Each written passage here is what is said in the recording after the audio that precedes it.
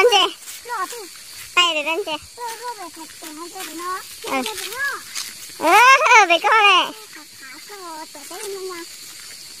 thì nó đang ra đó tay họ nó hai có lần là phải lót té lần cá chua cái này lót té là cái còn lót đơn giản thì cái tay gì lót té nó cho mình nó bỏ xin là to nhắc cái lót đơn giản ý là có mặt cho lót đơn giản nó mình cái mà lót hạt nó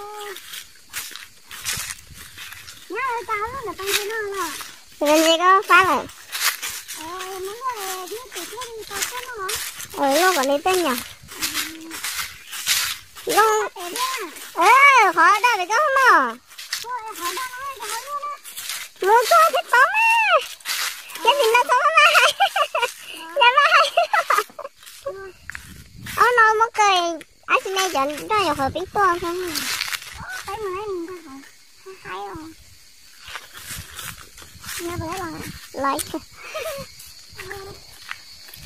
thế muốn luôn thì họ khó nha họ tên họ cha để họ tí để họ bây giờ muốn luôn thì cái muốn luôn té rồi nữa mà chúng mà tên này cam nó khó nó nản nó là chuyện gì cứ chỉ tao luôn nhà cái rau món kê nó còn chế đó chỉ mà có ta chế cho nó là ta play nó chế cho nó chế không quay tôi đã gặp phụ tao nhá đó chỉ mà cái này chúng ta đã phủ rồi đó, lúc nào nó khó ta rồi, ta phủ lên cho các phủ cơ phạt đấy. Cái gì chả biết là mua lắm. Lúc đó khỏi tốt rồi con mẹ, lúc đó khỏi xí ở bên trong con đó. Khỏi biết tốt rồi, không có khỏi tốt rồi nó ok được.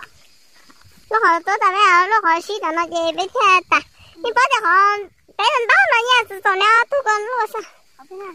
Khó nó mà. Có thế nó khó nó. Ừ. Nó có thể nó này cũng nói tay đó mà. Nó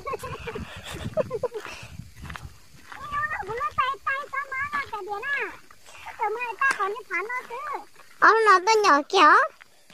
Tôi có tôi nhỏ cho từ đó nè. Bây giờ cộng cho từ mấy nhỏ.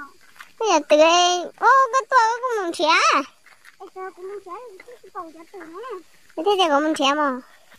Nó ở từ nha. Nó kia tên nào muốn hả? Nó ở bên nó. Nó nữa. Nó kia mà.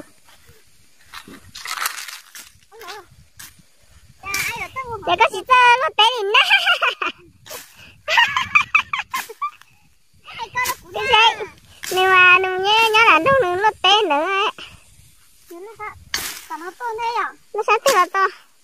Cái này gì? Nhưng cả chuột thế tôi đâu có à?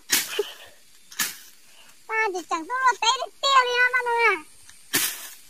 Giờ năng quá nó là hoa tiền nó tung trăng. Khía xuân của té. Ôi dồi, đó cái nó rồi. Nó chê. Tay này té ghê chứ gì.